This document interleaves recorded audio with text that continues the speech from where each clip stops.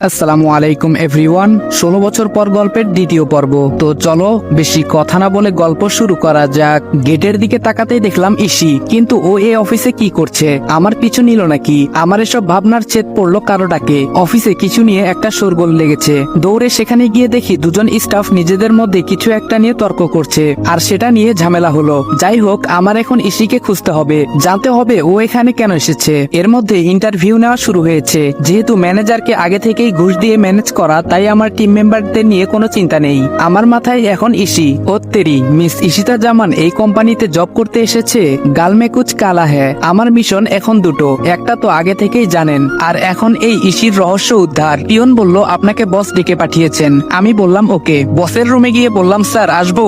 Manager বলল ও রাজ, আরে এসো এসো বসো। তোমার যে বন্ধুদের জন্য রিকোয়েস্ট করেছো তাদের চাকরি পাক্কা, যাও মিষ্টি মুখ করাও সবাইকে। আমি বললাম ধন্যবাদ স্যার, আপনাকে অসংখ্য ধন্যবাদ। আপনি ভাবতেও পারছেন না আপনি আমার কত বড় উপকার করেছেন। ম্যানেজার বলল আরে কি বলো, তুমি আবদার করেছো আর আমি রাখবো না?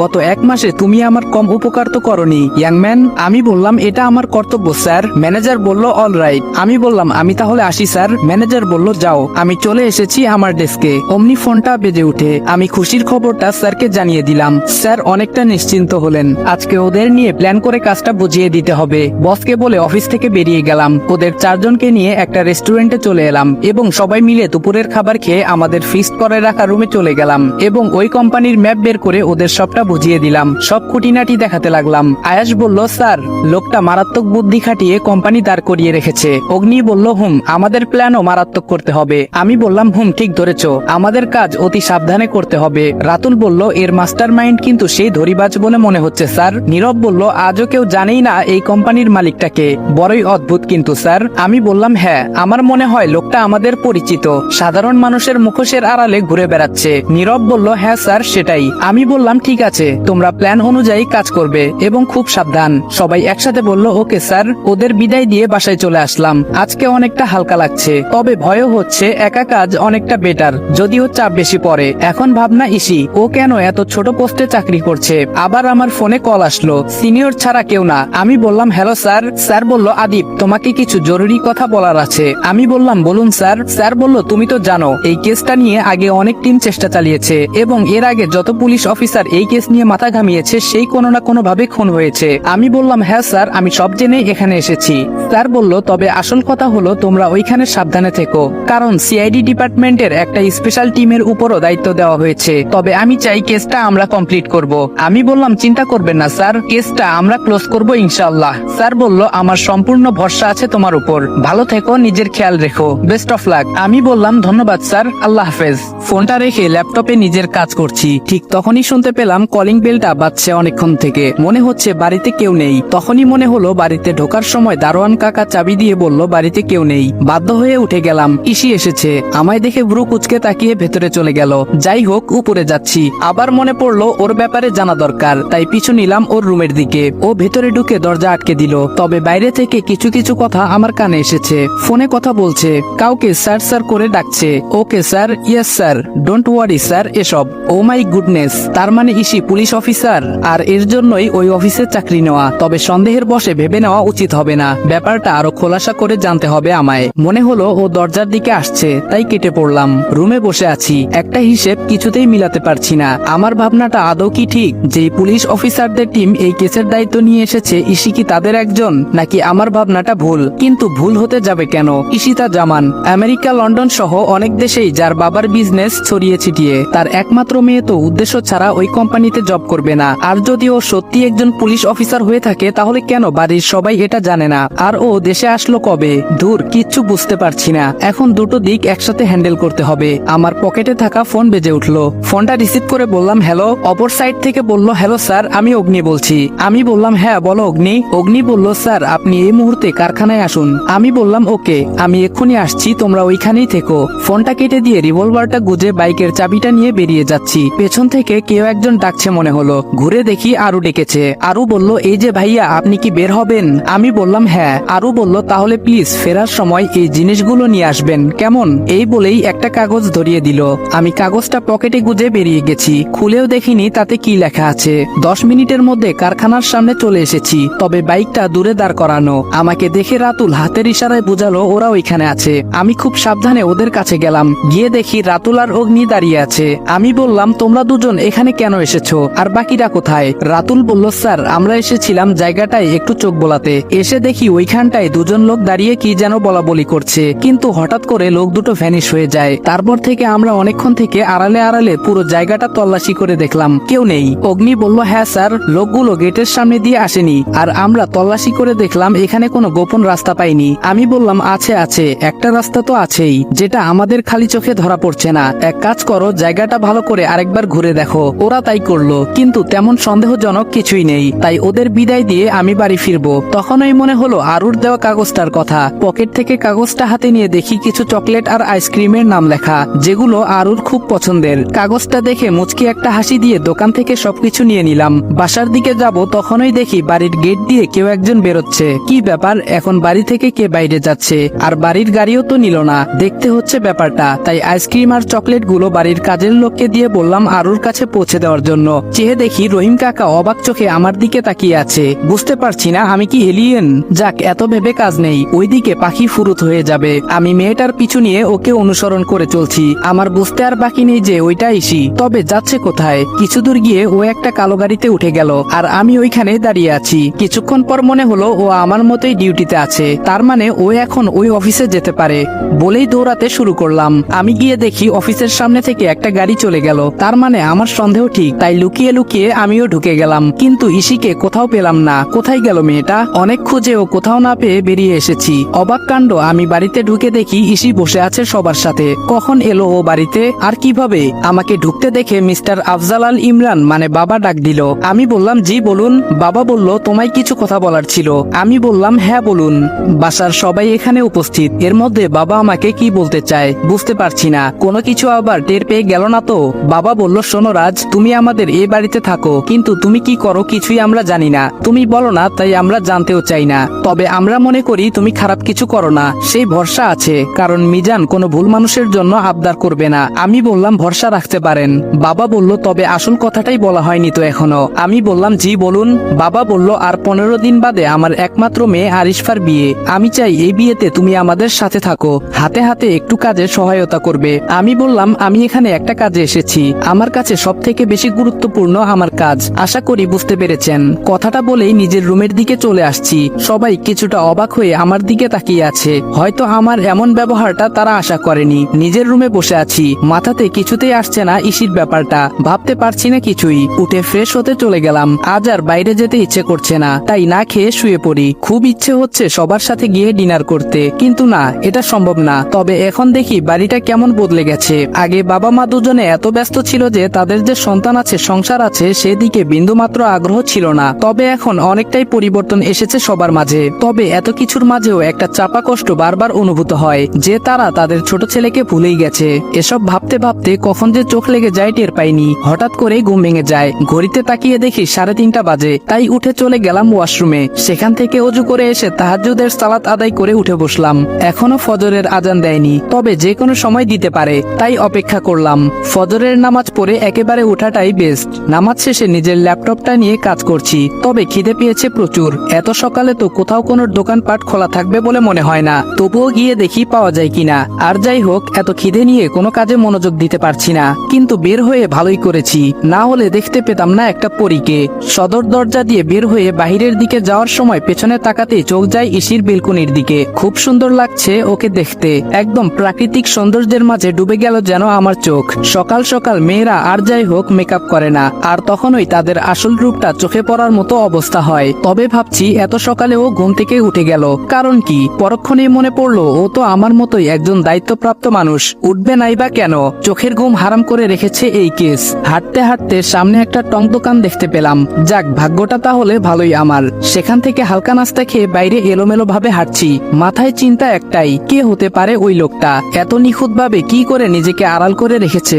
গত 1.5 মাসে একটা বিষয়ে কনফার্ম হয়ে গেছি, দেশের সবচেয়ে বড় স্মাগলার হলো এই বস। এই কোম্পানির আড়ালে তার আসল মুখোশ রয়েছে, কিন্তু কে সে? হঠাৎ মনে হলো ফোন বাজছে। আমি ফোনটা রিসিভ করে বললাম, ওয়েট, আমি এক্ষুনি আসছি। ফোনটা ছিল নীরবের। ওরা কিছু একটা ক্লু পেয়েছে যার জন্য ফোনটা দিল। বাকিটা চলুন গিয়ে দেখি। আমি রুমে প্রবেশ করতেই ওরা 4 জন উঠে দাঁড়ালো। আমি বললাম, কি পেয়েছো দেখাও। রাতুল আমার দিকে একটা ফাইল এগিয়ে দিল। ফাইলে চোখ বুলিয়ে দেখে আমার মাথা ঘুরতে শুরু করলো। ও মাই গড, তার মানে ওরা এসব এত কমন একটা জায়গাতে রাখতো। অগ্নি বলল, লোকটা অনেক চালাক স্যার। আমি বললাম, আমাদের ভাবনা চিন্তার বাইরে এর বুদ্ধি। তবে আর বেশি দিন এই বুদ্ধি চলতে দেওয়া যাবে না, অনেক হয়েছে। এখন থেকে আমাদের আরো সিরিয়াস হতে হবে, কারণ এই কেসটা সম্পূর্ণ উল্টো। রাতুল বলল, ইয়েস স্যার। আমি বললাম, তোমরা কাজ চালিয়ে যাও, আমি পরবর্তী নির্দেশনা না দেওয়া পর্যন্ত পূর্ব পরিকল্পনা মতে কাজ চালাও। আর হ্যাঁ, সবাই টাইমলি অফিসে পৌঁছে যেও, মনে থাকে যেন। সবাই বলল, ওকে স্যার। সেখান থেকে বেরিয়ে বাসায় এসে নিজেও তৈরি হয়ে নিলাম অফিসের জন্য। আমি অফিসে নিজের ডেস্কে বসে কাজ করছি, তখনই শুনতে পেলাম বাইরে থেকে কেউ নক করছে। পরিচিত কণ্ঠে কেউ বলল, স্যার আসবো? আমি বললাম, আসুন। ভেতরে এসে আমায় দেখে কিছুটা চমকে গেল। ঠিক ধরেছেন, এটা ইসি। আমি কিছুটা অবাকের ভান ধরে বললাম, আপনি এখানে কাজ করেন? ইসি বলল, তার কৈফিয়ত কি আপনাকে দিতে হবে নাকি? আমি বললাম, একদম না। ইসি বলল, ফাইলগুলো দেখে নিন, হয়ে গেলে সাবমিট করে দেব। আমি ফাইলগুলো নিয়ে একটু চোখ বুলালাম, আর চোখে চেয়ে দেখি ও অন্যদিকে মন দিয়ে রেখেছে। আমি ভাবছি কত নিখুঁত অভিনয় করে চলেছে, বলতে গেলে আমার থেকেও এক ধাপ এগিয়ে। এখন মনে হচ্ছে আমাদের প্রফেশন চেঞ্জ করে অভিনয় জগতে ঢুকে গেলে অল্প দিনে ফেমাস হয়ে যেতে পারবো। আমি বললাম, এই যে নিন। কোনো সাড়া নেই। আমি বললাম, ও হ্যালো, কি ভাবছেন? ইসি বলল, আই এম সরি, খেয়াল করিনি। আমি বিড়বিড় করে বললাম, এত চরিত্র একসাথে প্লে করলে মনে থাকবেই বা কি করে? ইসি বলল, কিছু বললেন? আমি বললাম, কই না তো। ইসি বলল, ওকে, থ্যাংক ইউ। আমি বললাম, ইসি বলল, আসছি। কথাটা বলেই চলে গেল। আমি ওর যাওয়ার দিকে তাকিয়ে রইলাম। আচ্ছা, ওর কি আদিবের কথা মনে আছে, নাকি বাকিদের মতো সেও ভুলে গেছে? কথাগুলো ভাবতেই চোখের কোণে পানি চিকচিক করে উঠল। হঠাৎ কেউ বলে উঠল, স্যার আসবো? তাকিয়ে দেখি আয়াস দরজার সামনে দাঁড়িয়ে আছে, চেহারায় একটা চাঞ্চল্যের ভাব। আমি বললাম, এসো। আয়াস বলল, স্যার একটা খবর আছে। আমি বললাম, বলো। আয়াস বলল, স্যার আরসি।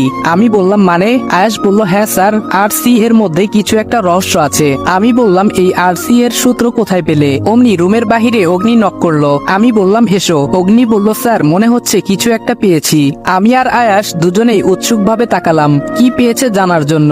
আয়াস বলল, কি পেয়েছিস বল। আমি বললাম, হ্যাঁ বলো। অগ্নি একটা কাগজ এগিয়ে দেয় আমার সামনে, যা দেখে দুজনেই অবাক হয়ে যাই। অগ্নির এগিয়ে দেওয়া কাগজ আসলে কোনো কাগজ নয়, ওইটা একটা ছোট কোড, যেখানে শুধু লেখা আরসি। অপর পাশটা উল্টে লক্ষ্য করলাম হয়তো কোনো একটা ডিজিট লেখা, কিন্তু কি সেটা বোঝা যাচ্ছে না। 5 বা 3 হতে পারে। আয়াস বলল, স্যার এখানেও তো সেম আরসি লেখা। অগ্নি বলল, কেন, আরো কোথায় পেয়েছিস? আয়াস বলল, আমি পাইনি, তবে শুনেছি ম্যানেজার আমায় ডেকে নিয়ে কিছু ফাইল ধরিয়ে দিয়েছিল, যেগুলো কমপ্লিট করে নিয়ে যেতে বলা হয়। আমি যখন ফাইলগুলো চেক করে ফেরত দিতে যাই, তখন শুনি একটা কথা, ডোন্ট ওয়ারি বস, আরসি রাজ করবে। এটা বলার পরেই উনি আমায় দেখে ফেলেন, তাই আর কথা বাড়াইনি। স্যার আমার মনে হচ্ছে আরসি আমাদের সকল প্রশ্নের উত্তর। আমি বললাম, হতেও পারে, আবার নাও হতে পারে। অগ্নি বলল, স্যার আমরা কি করে বুঝবো এই আরসিটা আসলে কি? আমি বললাম, ভাবতে হবে, আগে এটা জানতে হবে আরসি এর পূর্ণ রূপটা কি, কোনো বস্তু না মানুষ। তোমরা যাও, নিজেদের কাজ করো। আর হ্যাঁ আয়াস, তুমি একটু সাবধানে থেকো, কারণ ম্যানেজারের জানা মতে একমাত্র তুমি আরসি শব্দ শুনতে পেয়েছো, একটু বেশি সাবধান হতে হবে। আয়াস বলল, আমার জন্য ভাববেন না স্যার। আমি বললাম, আচ্ছা ঠিক আছে, যাও তোমরা। ওরা চলে গেলে আমি বসে রইলাম আমার চেয়ারে। মাথায় এখন চিন্তা একটাই, আরসি কি হতে পারে? এই আরসি এর মানে? কম্পিউটারটা অন করে গুগলে সার্চ করতে লাগলাম, কিন্তু রেজাল্ট 0। এমন কিছু পাইনি যা সন্দেহ করার মতো। এর মধ্যে অফিস টাইম শেষ হয়ে গেছে, সবাই অফিস ছেড়ে বেরিয়ে পড়েছে। তখন ম্যানেজার আমায় ডেকে পাঠালেন। আমি বললাম, স্যার আসবো? ম্যানেজার বলল, আরে এসো এসো। আমি বললাম, জি স্যার। ম্যানেজার বলল, রাজ একটা কথা বলার জন্য তোমায় ডেকেছি, আর সেটা হলো আমি কিছুদিনের জন্য শহরের বাইরে যাচ্ছি, তাই আমার দায়িত্বটা তোমায় কিছুদিন পালন করতে হবে। এই মুহূর্তে তোমার মতো বিশ্বস্ত কাউকে মনে হয় না আমার। আরে ব্যাস, এ তো দেখি মেঘনা চাইতেই বৃষ্টি। ম্যানেজার বলল, কি ভাবছো রাজ, পারবে সামলাতে? আমি বললাম, আগে স্যার আপনার মতো হয়তো এত সুন্দর করে পারবো না, তবে চেষ্টা করব। মনে হচ্ছে আমার মুখ থেকে কথাগুলো শুনে বেশ খুশি হয়েছে। ম্যানেজার বলল, রাজ তোমাকে অনেক ধন্যবাদ। আমি মনে মনে বললাম, ধন্যবাদ তো আমার আপনাকে দেওয়ার কথা। ম্যানেজারকে বললাম, এমন করে বলবেন না স্যার, এটা আমার ডিউটি। ম্যানেজার বলল, সত্যি তোমার মতো ছেলে হয় না, ওয়েল ডান, মন দিয়ে কাজ করতে থাকো। আমি বললাম, দোয়া করবেন স্যার। ম্যানেজার বলল, অবশ্যই। আমি বললাম, এখন তাহলে আসি স্যার। ম্যানেজার বলল, হ্যাঁ এসো। আমি বললাম, ভালো থাকবেন স্যার, আল্লাহ হাফেজ। ম্যানেজার শহরের বাইরে থাকবে, এই সুযোগে পুরো অফিস এখন আমার আন্ডারে কাজ করবে। সুযোগটা কাজে লাগাতে হবে আদিব, এই সুযোগ কাজে লাগাতে না পারলে তোর ক্যারিয়ার ব্যর্থ। অফিস থেকে সোজা বাসায় ফিরে ফ্রেশ হয়ে নিলাম, তারপর ফোন দিলাম রাতুলের কাছে। রাতুল বলল, হ্যালো স্যার। আমি বললাম, হ্যাঁ বাকিরা কোথায়? রাতুল বলল, রুমে আছে সবাই। আমি বললাম, ওকে, তাহলে তোমরা সবাই সন্ধ্যা 7:30 হোটেলে পৌঁছে যাবে। হবে, জরুরি কথা আছে। রাতুল বলল ওকে স্যার। আমি বললাম রাখছি। ফোনটা কেটে চেয়ারে বসতে যাব, হঠাৎ মনে হলো কেউ বাইরে থেকে আমার কথা শোনার চেষ্টা চালিয়েছে। উঠে গিয়ে দরজা খুলে দেখলাম কেউ নেই। হতে পারে মনের ভুল, যাই হোক কাজে মন দেই। ল্যাপটপ নিয়ে বসে বসে আরসি দিয়ে হতে পারে এমন অনেক নাম একত্রে করেছি, হাজার হাজার নাম। এখন এইগুলো পরীক্ষা করে দেখতে হবে, কিন্তু তা একার পক্ষে সম্ভব না। তাই ইমেল করে সব অফিসে পাঠিয়ে দেই এবং বলি কালকের মধ্যে ফুল ডিটেলস চাই। সন্ধ্যা 7টা প্রায় বেজে গেছে, এখন আমায় বের হতে হবে। বাইকের চাবি নিয়ে বের হয়ে পড়লাম। কেন জানি মনে হচ্ছে কেউ আমায় ফলো করছে, তাই রাস্তা বদলে ফেললাম। অগ্নিদের ফোন দিয়ে জানিয়ে দিলাম ওরা যেন পৌঁছে অপেক্ষা করে, আমার লেট হতে পারে। বাইকটা নিয়ে এলোপাথারি কিছুক্ষণ ঘুরলাম। যে আমার পিছু নিয়েছিল সে বুঝে গেছে যে আমার পিছু ঘুরে লাভ নেই, তাই ছেড়ে দিয়েছে। আমিও এবার হোটেলের উদ্দেশ্যে বাইক নিয়ে ছুটলাম। আমি বললাম তোমরা এসে গেছো, আমি দুঃখিত তোমাদের অনেকক্ষণ অপেক্ষা করানোর জন্য। নীরব বলল না স্যার, কি বলছেন আপনি, এতে সরি বলার কি আছে। অগ্নি বলল আপনি ঠিক আছেন এটাই অনেক, আমাদের তো টেনশন হচ্ছিল আপনার কোনো বিপদ হলো কিনা তা ভেবে। আমি বললাম না বিপদ নয়, তবে হতে পারতো, আগে টের পেয়ে যাওয়ায় বেঁচে গেছি। তারপর ওদের পুরো ঘটনাটা বললাম। ছেলেগুলো বেশ ভালো, ওরা নিজেরা একসাথে কাজ করে, তাই বন্ধুত্ব হয়ে গেছে। এই কয়দিনে আমাকেও অনেক আপন করে নিয়েছে। ওদের সাথে টুকটাক অনেক বিষয় নিয়ে আলোচনা করলাম, সাথে এটাও জানিয়ে দিলাম ম্যানেজার আমায় দায়িত্ব দিয়েছে। কথাটা শুনে ওরা খুশি হলো। রাতুল বলল স্যার এটা তো মহাসুযোগ আমাদের জন্য।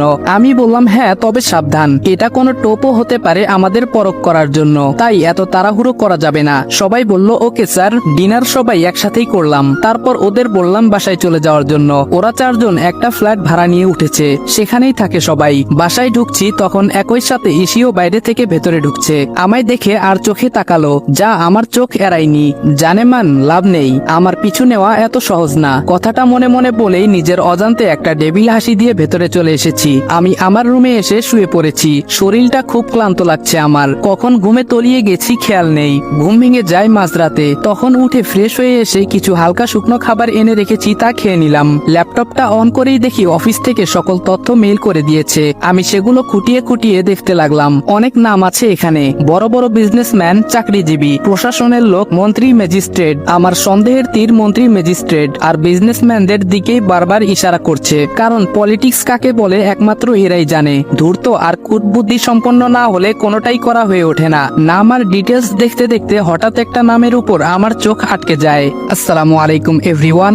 16 বছর পর গল্পের দ্বিতীয় পর্ব এখানেই শেষ করলাম। ভিডিওটা ভালো লাগলে লাইক আর কমেন্ট করে দিও, আর চ্যানেলে নতুন হলে সাবস্ক্রাইব করতে ভুলবে না। তো দেখা হচ্ছে নেক্সট ভিডিওতে, ততক্ষণ ভালো থাকবা, সুস্থ থাকবা, আল্লাহ হাফেজ।